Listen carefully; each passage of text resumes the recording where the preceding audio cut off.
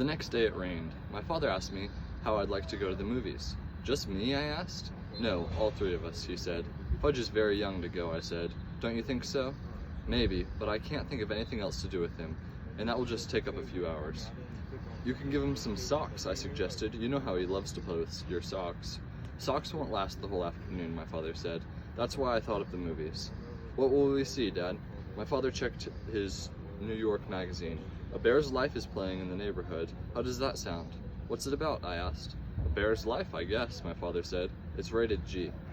I was thinking of a good Western with lots of actions, or else a picture rated R where you can't get in if you're under 17 unless you're with your parent. But my father had made up his mind. A Bear's Life it was.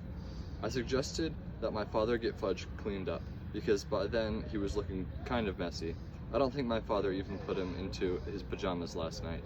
He had been wearing the same polo shirt ever since my mother left yesterday morning. By 1 o'clock, we were ready to go. All three of us wore our raincoats and rubbers, and my father took his big black umbrella. One thing about New York, it's hard to get in a cab when it's raining, but the movie theater wasn't very far away. My father said the walk would do us all good. There were a lot of puddles. It was really pouring. I like to walk in the rain, especially if it isn't too cold out. It feels nice when it wets your face. I jumped over the puddles. My father avoided them too, but not Fudge. He jumped right into every one and splashed like a little duck. By the time we got to the movie theater, the bottoms of his pants were soaked. My father took him into the men's room. He stuffed a bunch of paper towels into each pant leg so Fudge wouldn't have to sit around wet. At first, Fudge complained, but then my father bought him a big box of popcorn, and he forgot about his stuffed pants. Right after we got settled into our seats, a big boy sat down in front of Fudge, so we had to change seats with my father. Now he was on the aisle. I was in the middle, and my father was on the side. When the lights dimmed, Fudge said, "Oh, dark." I told him, "Be quiet, you can't talk during the movies." "Okay, Pita," he said. That's when he started throwing his popcorn. At first I didn't notice, but I wondered why people in front of us were turning around every second. Then I heard Fudge whispered, "Pow, pow, pow," and I saw him throw a handful of popcorn. I poked my father. "He's throwing his popcorn," I whispered. My father reached across me and tapped on Fudge on the leg. "If you throw one more piece, I'm going to take it away from you." "No, throw," Fudge said very loud.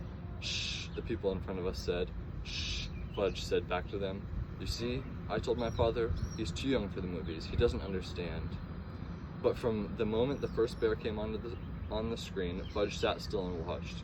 And after a while, I forgot all about him and concentrated on the movie. It was much better than I thought it was going to be. It showed all these bear cubs and how they live. I'm not sure when I realized Fudge was gone. I guess it was when I turned to ask him if he had any popcorn left. I had already finished mine and was still hungry. I was really surprised to see he wasn't there. I mean, 1 minute he was sitting right next to me, and the next he was gone. Hey Dad, I whispered to my father. "He's gone." "What?" my father said. "Fudge isn't in his seat." My father looked over. "Where did he go?" "I don't know. I just noticed he was gone." "Let me out, Peter. I'll find him." "Should I come too?" I asked. "No. You should sit here and watch the rest of the picture. He's probably wandering around by the candy counter." I stood up to let my father out. I wondered what my mother would think if she knew Fudge was lost in the movies. A few minutes later, the picture stopped right in the middle of a scene. The soundtrack trailed off like a broken record. All the lights came on. The audience let out a groan. Some kid called, "Boo, boo." Then my father and two ushers and a man in a suit came over to me. "He was sitting right here," my father told him, pointing to the empty seat on the aisle. "Well," the man in the suit said, "we've checked the restrooms and the office. He's not behind the candy counter. We'll have to search the theater." He cupped his hand around his mouth and shouted, "Ladies and gentlemen, may I have your attention, please? We'll continue with our film in one moment, but first we have to find a 3-year-old boy answering to the name of Fudge." Some people laughed when the man said his name. I guess Fudge does sound funny if you're not used to it. I thought, maybe he's been kidnapped. Would my mother be mad? That crazy kid? You can't even take him to the movies. Then I thought, who'd want to kidnap him anyway? "What should I do, Dad?" I asked. "Why don't you walk up and down this aisle and call him, Peter?" "Okay," I said. "Here, Fudge," I called, starting down my own aisle. I sounded like I was calling a dog. Come on out, Fudge." When I got down the first row and called, "Here, Fudge." He popped out at me. He scared me so bad I yelled, "Ah!" "Hi, Peter," he said. "Hey, I found him," I called. "I found him. Here he is." I turned to my brother. "You dope. What are you doing way down here? And why are you sitting on the floor?" "Wanted to touch the bears," he said. "But bears are all gone." He spread out his arms and said, "All gone again." My father and the ushers and the man in the suit ran to us. "Fudge," my father said, scooping him up. "Are you all right?" "He wants to pet the bears," I said. "Can you beat that?" "Well, I guess we can continue with the picture now," the man in the suit said. He cupped his hands around his mouth again. "Thank you, ladies and gentlemen. Our young man has been found safe and sound. Now we can return to the conclusion of a bear's life." My father carried Fudge back to the seats. He held him on his lap for the rest of the show. I guess he wasn't taking any more chances.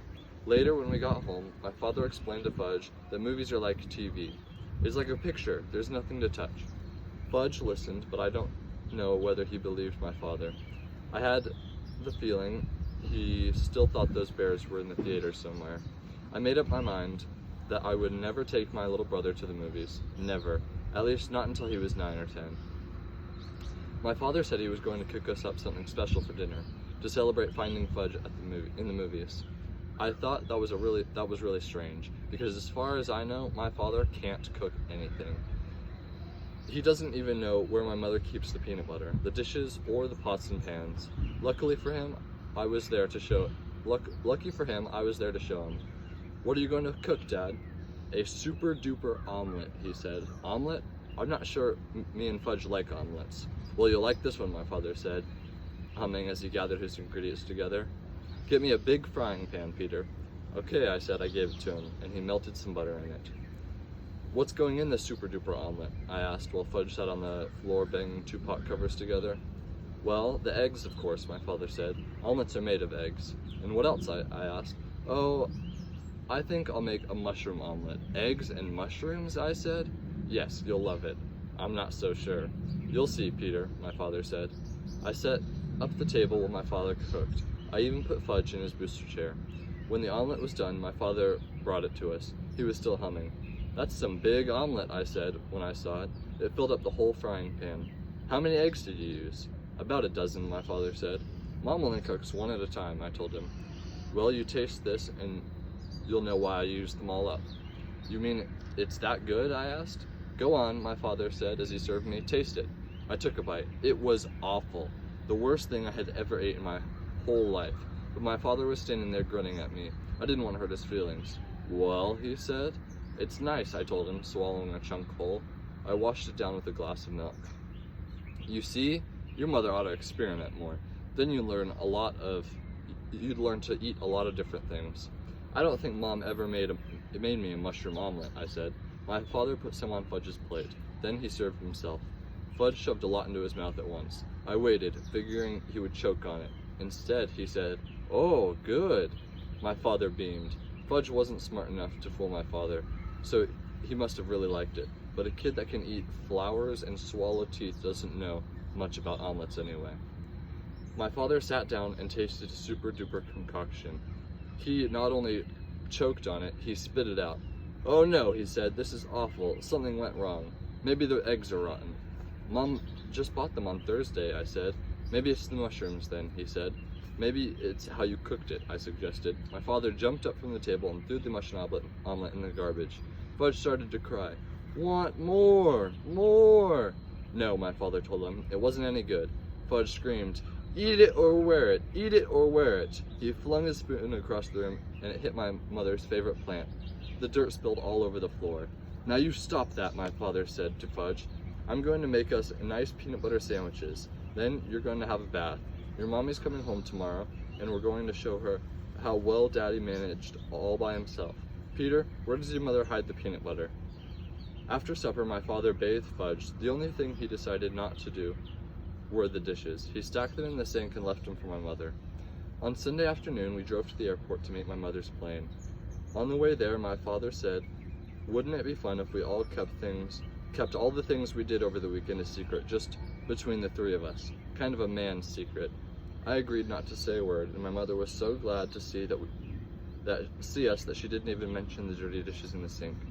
6 weeks later, we were watching TV one night when the new Toddle Bite commercial came on. "That's me," Fudge said. My mother looked up from the book she was reading. "He does look a lot like you, Fudge, but that's not really you." "Oh yes," Fudge said, "that's me. See?" My mother squinted and looked harder. "You know, Warren," she told my father, "that really does look a lot like Fudge." Then she laughed. "Imagine another little boy like Fudgy." "That's Fudge all right," I said. It's Fudge all right," my brother repeated. "We didn't tell you, dear," my father said. "We thought you'd like to be surprised, but that is Fudge." "What?" my mother said, like she couldn't believe it. "You see, Mom," I began. "Remember that weekend you went to visit Aunt Linda?" Then I stopped and thought about all the things my mother didn't know, like the puddles Fudge splashed in and the paper towels in his pants, and how he wanted to touch the bears and the mushroom omelet, and Mr. Vincent and his big cigar, and Janet and her goldfish crackers. And I looked at my father and I started to laugh. So did he.